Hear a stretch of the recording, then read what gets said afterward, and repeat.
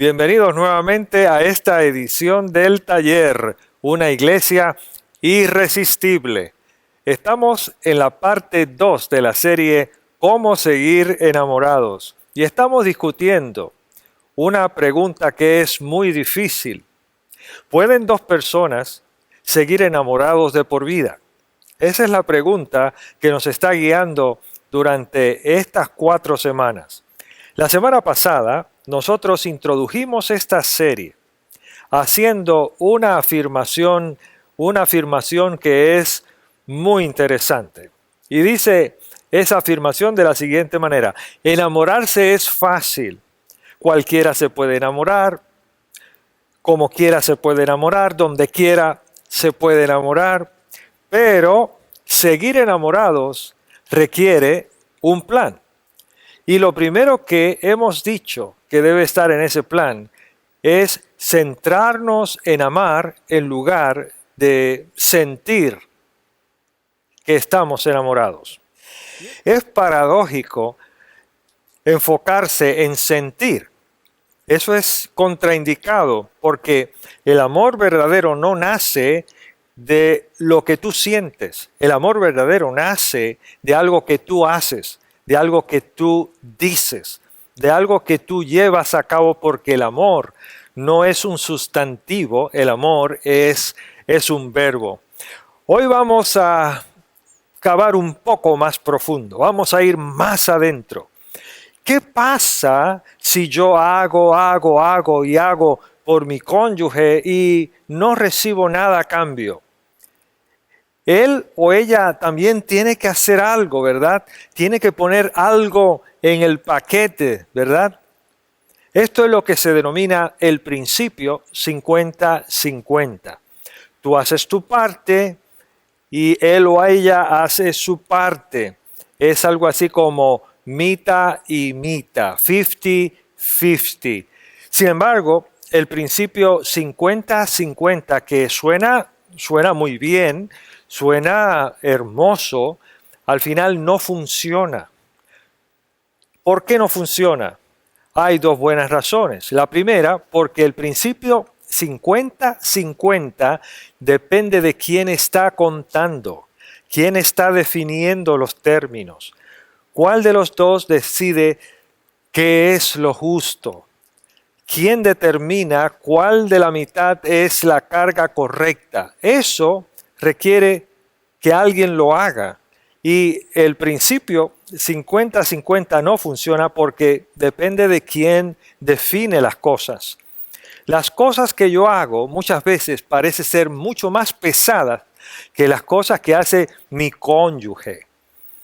Es difícil colocar la contribución de cada uno a uno y medir uno contra uno lo que está aportando. Y la mayoría de las veces nosotros juzgamos lo que nosotros hacemos como algo que es más importante o es más pesado. Así que no funciona porque depende de quién define las cosas, pero número dos, el principio 50-50 resulta siempre en dos víctimas. Muchas parejas son víctimas de la mentalidad sí, entonces. Si tú haces esto, entonces yo hago esto otro. Uno dice, si solo hubieras llegado temprano, entonces yo no estaría cranky, no estaría molesta o molesto. El otro puede decir, si no estuvieras cranky o molesto, entonces yo llegaría temprano a la casa. Es un círculo vicioso, es un ciclo que no termina y que nos deja varado en el camino. La razón de muchas consejerías matrimoniales es reunirse para buscar demostrar que la otra persona es quien tiene las faltas. La razón de todo ese lío es que siempre estamos buscando echarle a la otra persona la culpa de lo que está sucediendo. Y entonces terminamos diciendo, es su falta, me siento miserable, vamos a divorciarnos. Las dos personas dentro de la relación terminan como víctimas dependiendo de cómo el otro escoge responder. Entonces la pregunta lógica es, ¿cuál es la alternativa a un matrimonio 50-50? De eso es lo que yo te quiero hablar en el día de hoy. Quisiera usar las palabras de un hombre llamado Pablo de Tarso, un escéptico que llegó a ser un seguidor apasionado de Jesús en el primer siglo. Este Pablo de Tarso fue tan revolucionado por Jesús que él salió y viajó por todo el Mediterráneo plantando iglesias. Y él llegó a una ciudad llamada Filipos y tiempo más tarde de haber estado allí, haber plantado una iglesia en ese lugar, Pablo le escribió a esta gente una carta donde planteó que el amor de Jesús por nosotros afecta la manera en que nosotros amamos a la gente alrededor de nosotros. Es una carta muy especial, muy hermosa, y en ese libro, esa carta a los filipenses, en el capítulo 2, Pablo dice algo que es importante para todo lo que estamos diciendo en el día de hoy. El versículo 3, Pablo dice, no hagan nada por egoísmo o vanidad, más bien con humildad consideren a los demás como superiores a ustedes mismos. La línea principal en este versículo es que debemos valorar a los demás por encima de nosotros. En otras palabras, debemos dejar de competir con los demás y debemos valorar a las personas como si fueran más importantes que nosotros. Ahora, eso que acabo de decir, no lo pierdas de vista, como si fueran más valiosos o más importantes.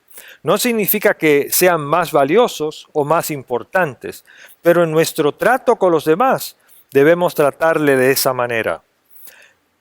Y esto requiere un poco de explicación para poder entenderlo. Por ejemplo, si tú vas a una recepción en una boda, tú vas a encontrar que no importa quiénes estén en ese lugar, no importa cuán importantes sean esas personas en la sociedad, la persona más importante en una recepción de una boda es la novia.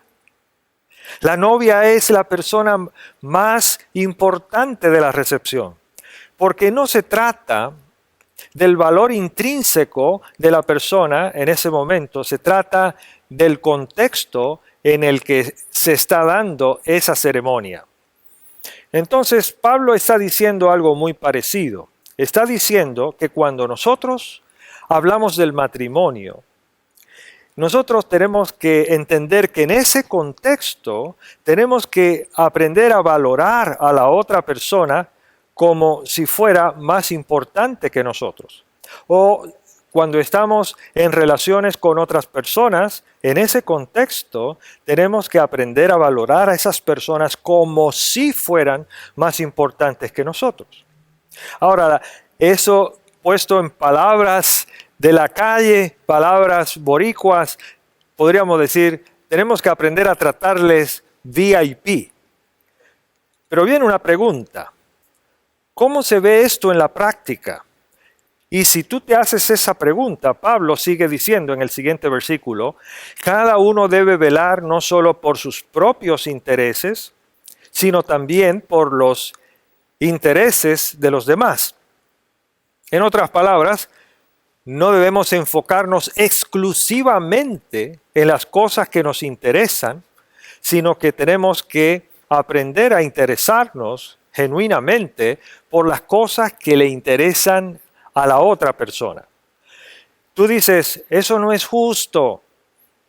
Y yo te diría, bueno, tal vez no es justo. Y tal vez tú me dices, pues es mejor no casarse. Y yo te diría, tal vez es mejor no casarse. Porque el matrimonio no es para gente que busca justicia. El matrimonio no es una relación 50-50. El matrimonio requiere el 100% de nosotros, 100%, 100%. Y si tú estás casado con alguien real que tiene problemas reales en el mundo real, ¿qué si no lo merece? ¿Qué si no merece que yo le trate como una persona VIP, como una persona muy importante? Pablo añade en el versículo 5 y 6 algo que no debemos dejar pasar. Él dice, la actitud de ustedes debe ser como la de Cristo, quien siendo por naturaleza Dios, no consideró el ser igual a Dios como cosa a que aferrarse. Mira lo que está diciendo. Dice que cuando Jesús está en la sala, Él es la persona más importante en la sala. Pero a pesar de que Él era y es Dios, Él nunca usó esa realidad para su ventaja. Pablo podría decir, sé todo lo que tú estás pensando si no está funcionando. Tienes derecho a demandar tus derechos. Te pido que no lo hagas, que en su lugar hagas lo que hizo Jesús, que Él pudo demandar sus derechos, sin embargo, tomó la decisión de hacer un giro inesperado. Jesús, en lugar de aferrarse a sus derechos, escogió relacionarse con nosotros. Y en el versículo 7 dice, por el contrario, se rebajó voluntariamente, tomando la naturaleza de siervo y haciéndose semejante a los seres humanos. Ese es el dilema de Dios. Pudo mantener su lugar en el cielo, pero puso a un lado su rango para poder relacionarse y rescatarnos. Tienes que colocar a un lado tus derechos para seguir enamorado en la vida. Seguir enamorado requiere tener la misma actitud de Jesús. Pablo dice, si deseas seguir enamorada o enamorado, para de competir, deja la competencia y comienza a servir a tu cónyuge. Para de exigir tus derechos y comienza a servir a tu cónyuge. Trátale como una persona valiosa, trátale como si fuera más importante que tú. Cada mañana entonces puedes hacer una pregunta que te ayude a aplicar todo esto. Mañana en la mañana, cuando te levantes, en lugar de estar pensando en todos tus derechos, a lo mejor una buena pregunta podría ser, ¿qué puedo hacer para bendecir a esta persona?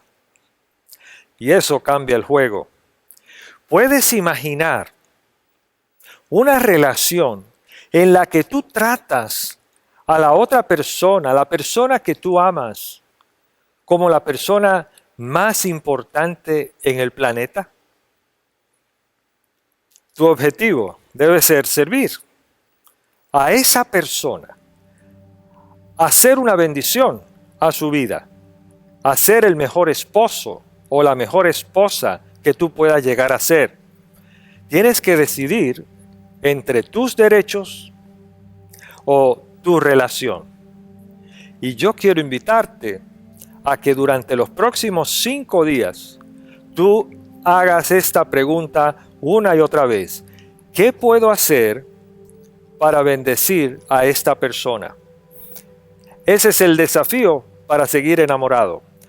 5 días, cada día, la misma pregunta, pero tal vez diferentes maneras de responderlas. Y yo quiero invitarte a ese desafío. 5 días con el desafío a seguir amando. Pero te espero el próximo domingo en la tercera parte de esta serie porque vamos a seguir subiendo la intensidad. Dios te bendiga y gracias por haber estado hoy con nosotros.